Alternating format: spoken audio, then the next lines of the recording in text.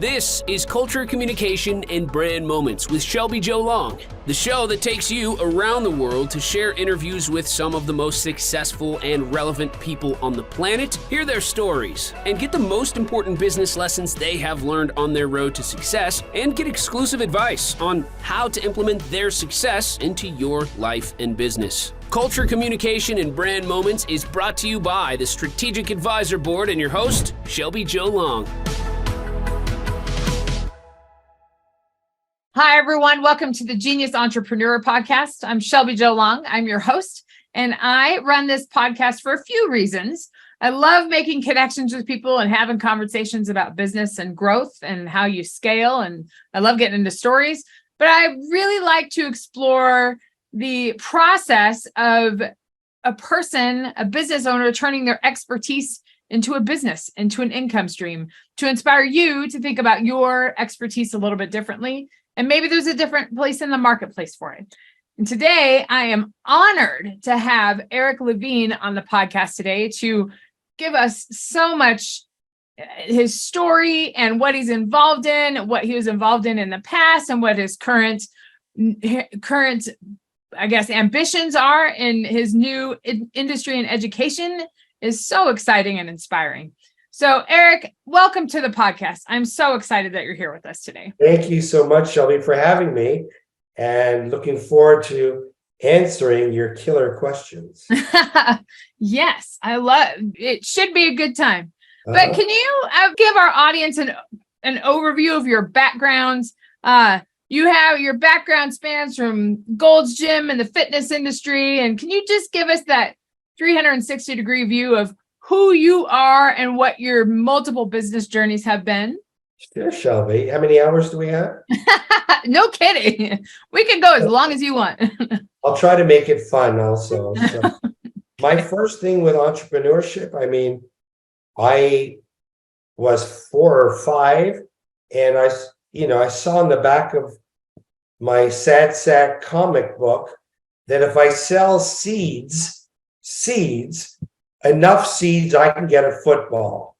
So I said to my father, who was an entrepreneur, what does this mean? He said, well, go, you order the seeds from the comic book, and then go take your bicycle, get people to buy the seeds, and you're going to end up with a football. I said, that is so easy. So I did it. We only had mail then. Probably by stagecoach. And I got the seeds, and I said, Dad, so what do I do? He's packing. He helped me out, and I took my red tricycle with the bells and all that, started ringing my bell right up to the door, say, hi, I'm your neighbor. And my father told me that you're going to buy some seeds to help me start my business career. And he had written a little script for me, and I modified it. And yeah. Who's not going to buy $1 worth of seeds from a 5-year-old kid on his tricycle when my father told me you're going to buy, and if someone said, well, I'm not sure. I said, well, I have to go back and tell my father.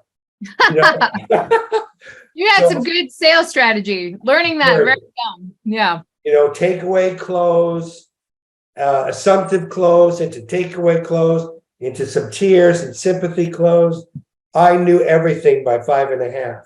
And got my football, got a baseball mitt out of it, and I thought, okay. Then I enhanced my entrepreneurship.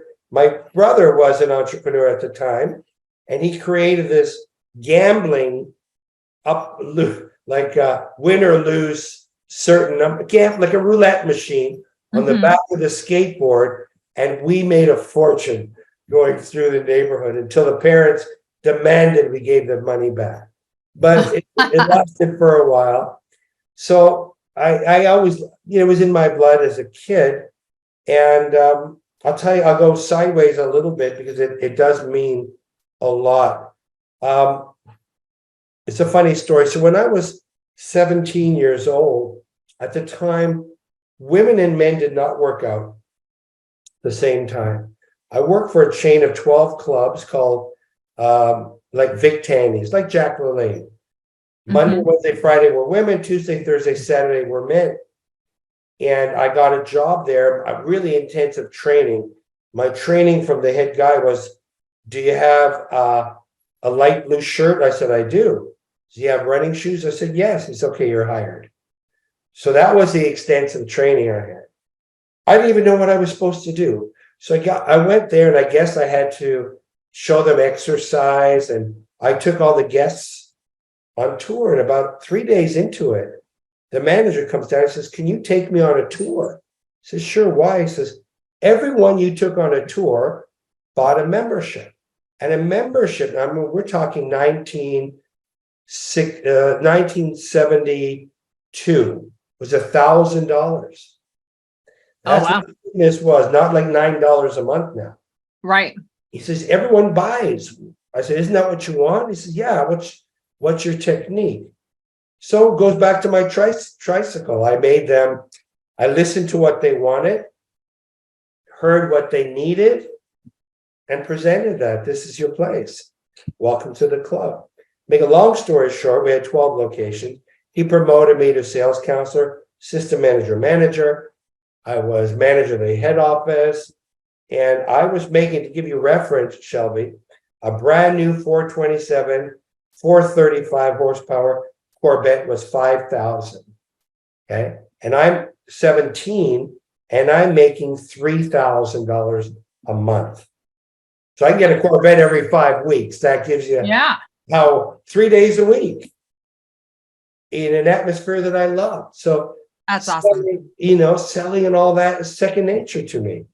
Listen and provide, take your ego out of it, really give them whatever industry you're in. So I was brought up in Montreal. A simple formula that we hear, and it's intimidating, especially to newer entrepreneurs, and especially to entrepreneurs with their own genius, because it's putting a value on your genius and your expertise. And there's a lot of the people I've worked with, it's been a challenge to actually do that and put that value on, then to actually sell it to somebody else. It's a challenge. Well, it goes along the lines of, you must understand completely who your avatar is, your ideal customer, not what you think. Okay. And I have many examples of me, messing up on that, because I thought, and you have to know who your customer is. Not like a Bud Light. Okay. Right. It's a perfect example of the opposite of what I'm talking about. Okay. You need to know who your customer is when you're spending money on branding and marketing, advertising. Absolutely. Well, I'll get into that because I learned my branding in a very strange way. So, as I said, I can get a Corvette every 5 weeks. And someone told me to go and get, in the middle of winter, it's January in Montreal, snow 10 feet high, minus a million, to go get the Newsweek magazine. I said, okay, I'll get it tomorrow. It was already evening. So get it tonight. So I take my bulldog through this sleet, and on the cover of Newsweek magazine, beautiful, like Christy Brinkley lady throwing her hair back. The title was The GOs of Club Med, the people that work for Club Med, the true gypsies of the world. I didn't know what GM meant. It was a French word for nice organizer. I didn't know what Club Med was. And I read those 10 pages. And the last part said, and after all that party, the maids came the next morning, cleaned up. It was like a tuning fork pitched to my spirit. I stayed up all night, wrote my resume, BS'd it, most of it, sent it to Paris that night, and I got the job. And the job was, I was an actor putting on the shows at night. And so I'm in Montreal making over $3,000 a month. And now I have to go tell my father, Dad, I've got some great news. He said, what's that? And he had been telling everybody, all my family, how much money I was making, more than doctors and lawyers. Yeah. And I said, I'm going to Martinique. He says, what's Martinique? I said, it's an island in the French West Indies. He said, oh, you're going on vacation? I said, no, I'm going to work there. I said, what do you mean you're going to work in Martinique? I said, yeah. Naturally, the next question, how much are you going to make? So Jewish father, so proud of his son, living at home, $3,000, $3,500 a month, leaving home for Martinique. And I am making, I said, Dad, I'm making $60 a month. Oh, I bet he had quite a reaction with that. Well, he didn't react. Yeah. I think I put him into some sort of a trauma. He asked me the same question again. How much are you going to make? I said it again. Kind of like a dog when they hear a strange noise. And he kind of vaped by me. And I left that job to go to Martinique for $60 a month at Club Med. Now, the reason why I'm telling you this is because this is where I learned about passion, value, overvalue, and understanding your customer and understanding branding. The commercial that they had at the time was a nice lady or man on the beach, sipping a cool drink and hair back. Club Med, the antidote to civilization. 15 seconds, that's it. We had a 3-star hotel room. Our shows were 3 stars at best, sports 3 stars, food 3 stars. Everyone at the parking lot, when they were supposed to take the bus to go back home, was hysterically crying. They weren't going home for anything. Doctors would leave their practice to stay on the scuba boat to be the scuba doctor. They're not going home. And it wasn't any of the things that I said. It was about the experience. We hit them in their Feeling of that. That's so cool. That 1 week or two, we transformed them. They never expected that. Even though we had a good reputation, we touched their heart. And we were sold out, oversold every week. I worked there for 4 years, every week. And it was the same thing, whether I was in Sicily, south of France, Mexico, Tahiti, because every 6 months they send us to a different place. And I learned about branding and I learned about hiring. When I went to New York, here's a crazy story. I went to my interview. There was 1,000 people there and they were all beautiful. Models, and the guys all had 6, 8-packs. They were just, And I got hired. And then as the entertainer, now I'm in Mexico, Cancun, Mexico. If you've ever been there, when I started, we were the only hotel on that beach. Now there's brick to brick. Yeah. We were the first. So I had 4 musicians with me at all times, 2 trumpets and 2 of the big guitars. So after a long day of arrivals, I would take my group and we were all dressed up in regalia, the big hats with the things, like we were proud. And I said to my group, we go and we play whatever song, but we never give up for the pride of Mexico. We play until we're finished. Well, the rooms were small, full concrete, and we didn't have locks on the doors. So we would enter quietly into the room, which was the bedroom. And I go, 1, 2, 3, 4, and east, west, north, and south. We would play this song while people were sleeping. And that was the beginning of the transformation of this week's going to be different. Yeah. The guy that hired me, Shelby, was in that room, one of the rooms. He said, let's have breakfast tomorrow. He said to me, how many people do you think we hired on that weekend? I said, 1,000? I said, no. I said, how many? He said, you. 1. I said, come on, me? Why me? Because I speak French? He says, no. And he said, you see that crazy sparkle in your eye? That's who we are. And I knew that the second I shook your hand. I didn't listen to anything. I didn't listen to any of the BS you told me after. I had already made up my mind. And I'm thinking, when I was in Club Med, we were 100 strong. We had lots of fun. We all had that sparkle, that passion, that wildness, that craziness that was the DNA of what they wanted. And hiring right or hiring wrong in whatever industry you're in, it's one of the fundamentals of success or failure. And I watched everything. We were all the same, and we were tireless because we were having so much fun. At $60 a day, I would have stayed there for anything. And I met people from all over the world, all different cultures. And I got my PhD in branding, watching everything that we did. And it was $1 million education while having the greatest time of my life. So, well, and I think I think of your dad, right? Like, why are you leaving this well-paying job to go do this? But you're at a perfect age to do that. And that's such a great place to discover all those things. And I think it's such an important thing too, especially as like new business owners.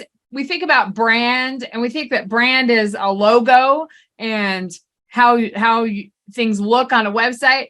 But the brand is so much more than that, because it's about the feeling, and it's about the emotion that's behind it. And it's about that's how you create that loyalty and that thriving community. The brand is so much more about the experience of it, as you stated, than it is just about the visual representation. Oh, right. Such an important lesson. The branding doesn't leave when you leave the gym. The branding is your how you're feeling about your life, remembering how crazy it was. You open up the door and, like, we didn't have Walkmans at the time, Van Halen jump like you're in concert. And right. Hey, how you doing? Nice to see you, Shelby. You look great. You haven't brought a friend in a while, but nice to see you. I created my fitness world on the exact same escapism that Club Med. I hired the same style. We had the volume. I was so strict about branding that I would go to every club and I'd mark the volume. If I came to your club and your volume was lower, there was a problem. And I did all my own CDs with my DJs. You had to play those, nothing else. The TVs had to have FTV, fashion TV, sports, MTV, nothing else. We had a very strict code of who we were. And it doesn't matter what you do. As you said, Shelby, it's about the feeling that brand represents. And it's everything. Branding is everything. So Eric, can you tell our audience your experience with Gold's Gym, and then how that went through, just so they have a reference point for how influential you were and are in that industry, in Gold's Gym and many other gyms. So can you give us an overview of that so our audience has an idea? Thank you. I will. I was an actor, I thought, starving actor. And I had gotten this is an interesting universe, Dr. Joe Dispenza type of quantum physics. So I got my first break. It's in Mardi Gras. It's a big shoot. I have a good role with Goldie Hawn that far back. Oh, wow. Yeah. Cool. And we were rehearsing. It had been raining every day in LA at the time.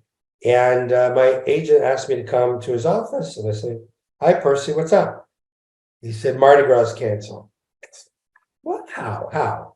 They went on strike, the union, so it's off. So, okay, so where are we going to shoot? No, it's off. I had already spent all that money. Trust me. I was so depressed, and I was standing there on Sunset Boulevard, and this beautiful Porsche Turbo went in front of me, and I was in front of a mud puddle, and it tsunami'd me.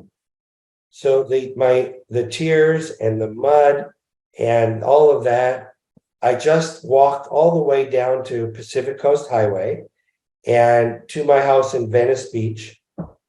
And I said, I took off my boots, I lied on my bed, I said, okay, I get it. I'm not supposed to be an actor. I don't know anything else. What am I supposed to do? And I fell asleep and woke up in the morning and went to Gold's Gym where I worked out every day in Venice. And I'm standing there at the time, men and women didn't work out, but the women that did work out in Gold's were very tough, really tough, tougher than Schwarzenegger. And this girl comes in that morning, very attractive girl, and says, thinking I work there, will you train me to get in great shape? And I said, me here? I said, is this the crowd that you think you feel comfortable? She said, yeah, it's kind of cool. Got that cult feeling. Sure. And I said, would your friends feel the same way or you're just that way? She said, no, my friends would come also. And it was the universe whispering in my ear. And I went immediately to the owner of Gold's Gym at the time. Said, I'd like to buy your name. I'll take it to Canada. Make a long story short, I bought the name for Toronto where I first started for $2,500. I sold over $500,000 of t-shirts in my first year, and I opened up my first club. Then I opened up a second, third, whatever, and I opened up a chain of Golds. And that's how my real fitness career started. Whatever you call it, karma, providence, being able to listen to your inner voice, Sure. see how synchrodestiny, the first domino, follows you, being able to hear it. I've been doing meditation all my life, pretty used to hearing my insides talking when it's right. And that was really the beginning. Genius. That's your intuition and you followed it. That's the core of being a genius entrepreneur. You followed what your core was telling you to do and you were guiding and And there's where it is. That's why you're on this podcast. And I created the Gold's Gym with the same feeling of Club Med.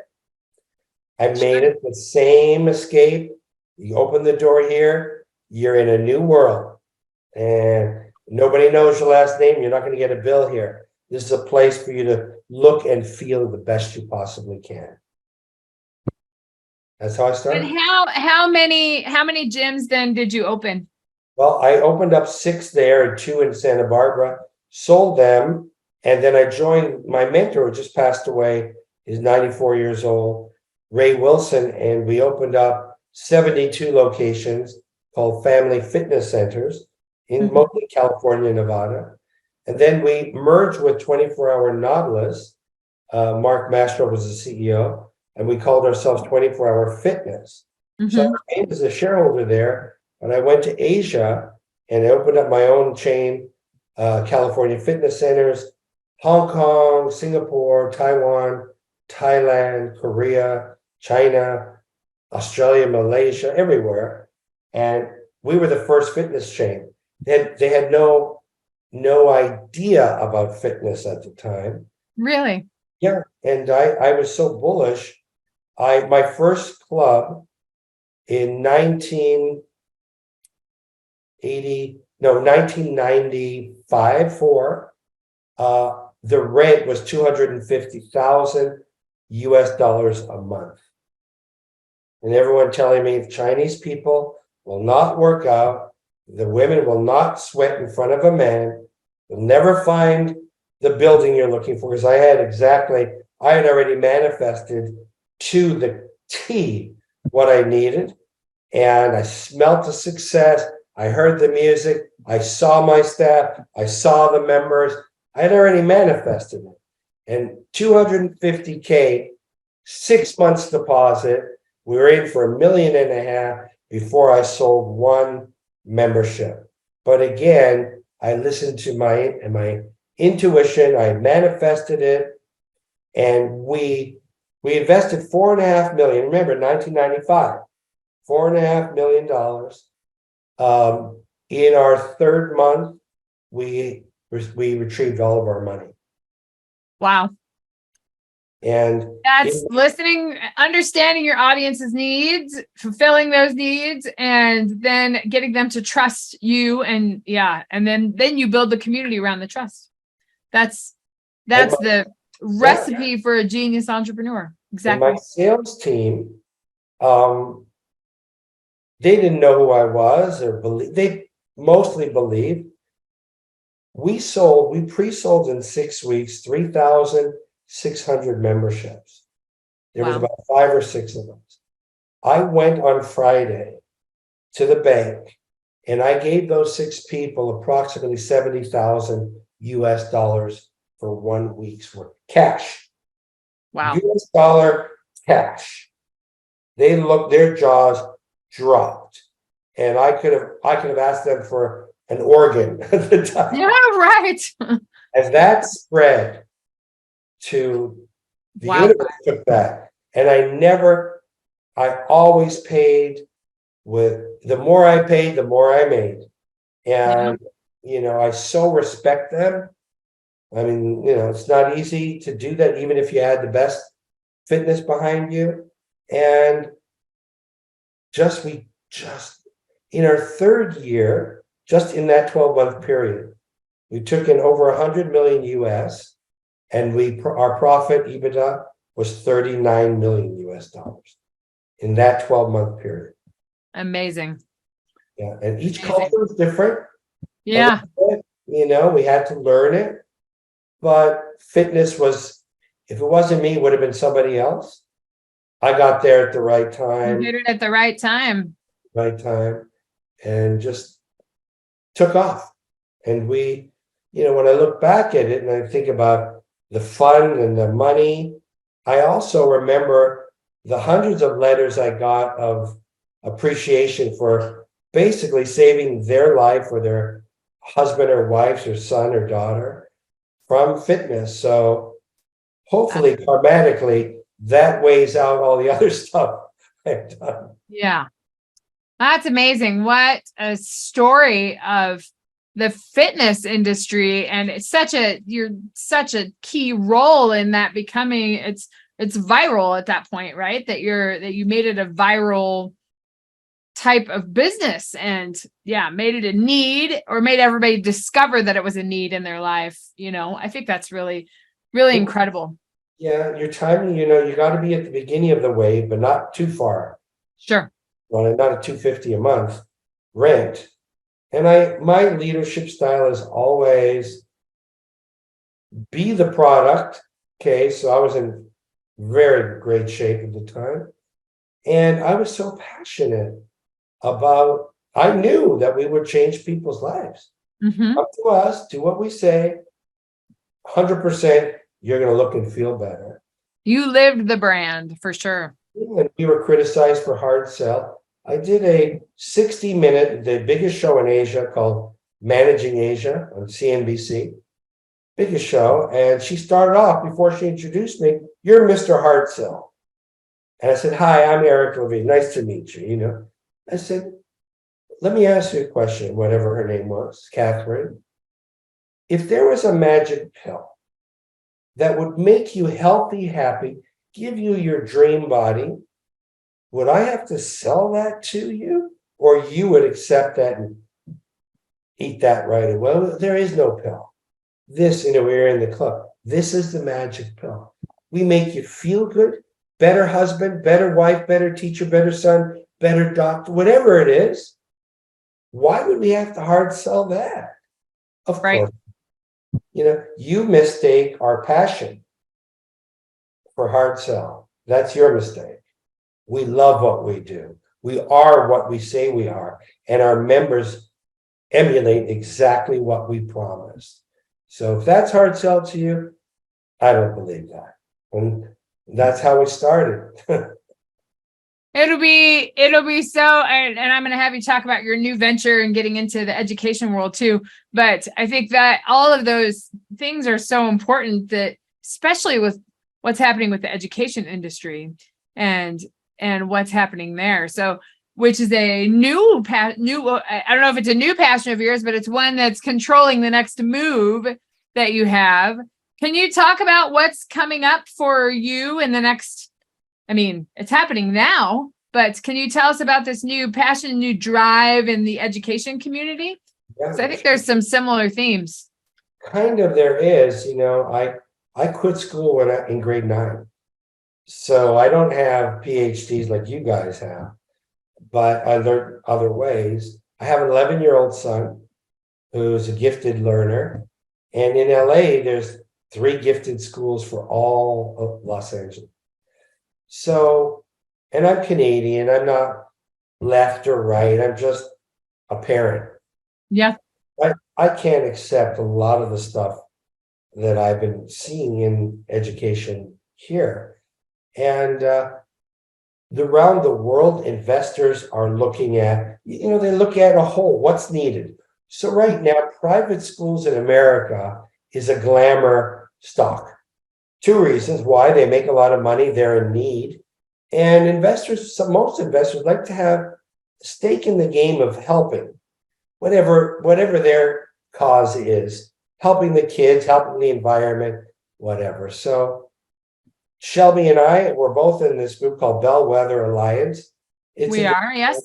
Yeah, it's a group of entrepreneurs with a credo which keeps us doing the fair, good thing. And in that group, I was approached by Dr. Julie Descharnes and started talking. And she works with, a while ago, there was a movie called Jerry Maguire starring Tom Cruise. Jerry Maguire was based on this gentleman called Lee Steinberg, who was the first big sports agent. Well, he still is huge. He has Patrick Mahomes, Kansas City Super Bowl quarterback, etc. And he wants to put together this amazing school on 16 acres next to this $250 million facility already there. And the theme is, it's a high school, the theme is the warrior athlete. Not that you have to be a great athlete, but what does it take to be a great athlete? Yeah. Dedication, discipline, teamwork, losing properly, winning properly, how to change when you need to, so that entrepreneurship from day one, you learn about that penny and how it grows or doesn't grow. You start your own business in the first month. We're going to guide you all the way through graduation, how you did. And so entrepreneurship at the highest level. And those are the whole discipline and all of those, and performance, all of those things, all those qualities and high performing athletes and high performing athletics. That shows up in entrepreneurship too. 100%. Got to be consistent, got to have discipline, got to be patient, got to win well, lose well, communicate well. Anyway, sorry, just wanted to. No, you're 100% right. And the third element is being a whole person. So we have meditation, mandatory, yoga, mandatory. So when you come out of there, you have these qualities that you're ready for university, you're ready for life. And so we're actually doing our first, it's called Regulation CF. It's a crowdfunding where anybody, you don't have to be accredited to invest in this. It's great. It's called the Lee Steinberg Sports Academy. It's called Steinberg Sports Academy, SSA. You can Google it. It's on there. And I'll make sure the site is included on the show notes too, so people have access to it. Yeah, that's great. And we're going online in September. Then we're building that school for next September. And it's, I love the fitness world, still involved in it, but this is something that's really going to make a difference for children. As I said, I have an 11-year-old boy. And the thing is, we're going to be able to franchise this. We're going to get a proof of concept, make sure it's great. Then we're going to take it all over the world. Singapore, Hong Kong, China, New York. It's a need. We're going to make it like a Baskin and Robbins. Your teacher will be trained at our training school. You'll have the curriculum. We'll design the site for you, make it so that you just turn the key. That I think is going to really be a game changer. I'm sure it is. Absolutely. Well, and just to allow the access, and then I mean it's how you scale, and you white label all those things, and then you have your process, as you know, talking about the brand and the consistency and the feeling and the experience, the proof of concept that you had in the gym world. It's gonna be the same thing in the education world too. September is not that far away though, so it's kind of down to the wire to getting at least your online stuff started. But I think it's all kind of aligned to begin. Yeah, and what I learned at Club Med or wherever I did on my tricycle, as entrepreneurs, it's lonely sometimes, You're out there swinging for the fences and you're missing every ball and you forgot how to hit it sometimes. And you have to, at those times, go inside, be quiet, Absolutely. listen, still your mind. The answers will bubble up for you. Maybe not at that minute. It'll show in another way. But entrepreneurs are a gorgeous group of people that have passion, believe. I love being around entrepreneurs. They just totally re-energize me. Absolutely. And I admire them in all fields. But what we learn really goes through any industry. And you have to be the best version of yourself to really hit it. So entrepreneurs, you have to take care of yourselves first. You have to have a morning routine. You have to stick to making the golden goose shiny. Because many times in a startup, we do everything. Mm-hmm. Right? We're doing everything, but you still have to take care of yourself first. That's the only way that a leader can truly lead, when she or he feels it. Yep. And your team will see it. The world will see it. So there's no imposter syndrome.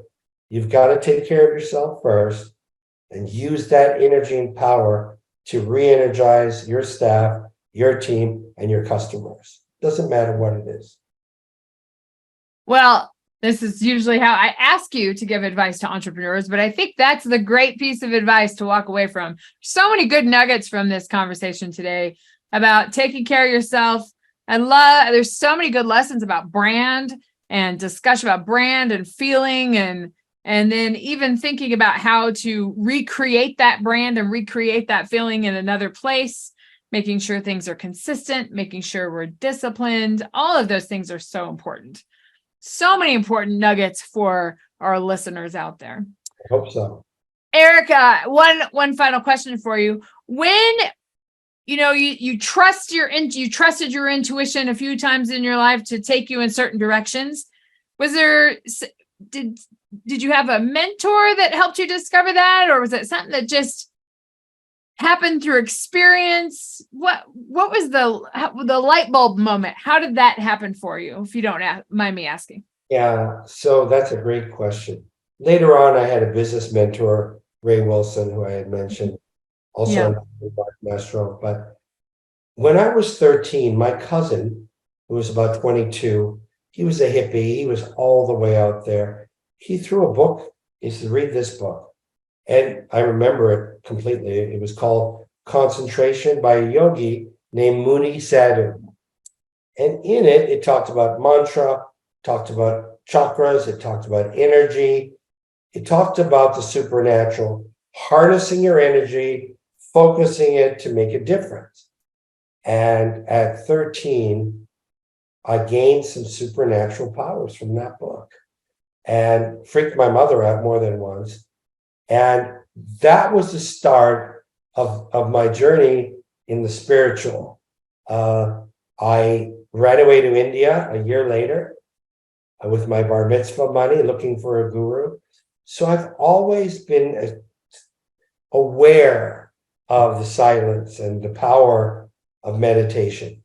Sure. So that's where it started.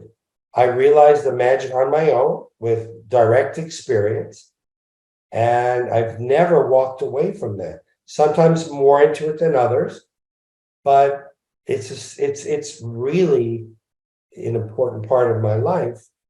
So whatever it is for you entrepreneurs out there that gets you to that spot, it can be running, it can be swimming, it can be tennis, it can be gardening. As long as you're in the flow, the moment where you can reach yourself, those are the golden nuggets that'll come to you in your exact moment of space-time. Well, that is an excellent piece of advice. And interesting. I just as a final side note, I just ran a half marathon a couple of weeks ago, and I'm not a runner at all. I'm not very fast. I'm not fast at all. I'm a 12-minute mile kind of girl. And, and I'm also tall. And so anyway, there's no excuse, but I just never have been a runner, not much of an athlete. I was more the debate coach kind of person, but I did discover especially on those long runs, that's the time for meditation. And that's when I got some ideas, and it's amazing the synergy that's created in that. I think there's a ton of power in that. So that's a good reminder to have, and a good piece of advice, since you've had so many successful pursuits. That's a good piece of advice to follow. That's great, Shelby. One other thing, I'm sure you've all heard of Deepak Chopra. He had a course called Synchrodestiny. And as entrepreneurs, I want you to think about dominoes. So when the momentum comes, each domino will continue. There's no effort needed. But the first domino has to come from inside of you. You have to knock over that first domino. That's the world of entrepreneurship. That is a great place to end the interview, because it's a great piece of advice. Knock over that first domino, and then all that momentum is going to follow. That's it. Oh, Eric, this was such a treat to hear your stories and to talk about your journey and all these great nuggets for our genius entrepreneurs out there that are curious about starting a business out of their passion. So many good pieces of advice. Thank you so much for giving me some time today. I appreciate the time. And I'll be sure all the site, your LinkedIn stuff, and all your website is included, so we can have information about the SSA. But I so much appreciate your experience and your eloquent ability to inspire all of us to take those next steps. So thank you very much. Thank you very much, Shelby. And for all of you listeners out there, if you loved hearing stories like this and hearing inspirational thoughts from the genius entrepreneurs out there that have shown that success, subscribe to the channel, Genius Entrepreneur Podcast, and also just come back and listen. I'm always here to help move your business to the next level. We'll see you next time. Thanks for listening to Culture, Communication, and Brand Moments with your host, Shelby Jo Long. Please leave your feedback and visit strategicadvisorboard.com to get the latest and greatest business advisement on the planet. Follow us on social media for updates, and we will see you on the next episode.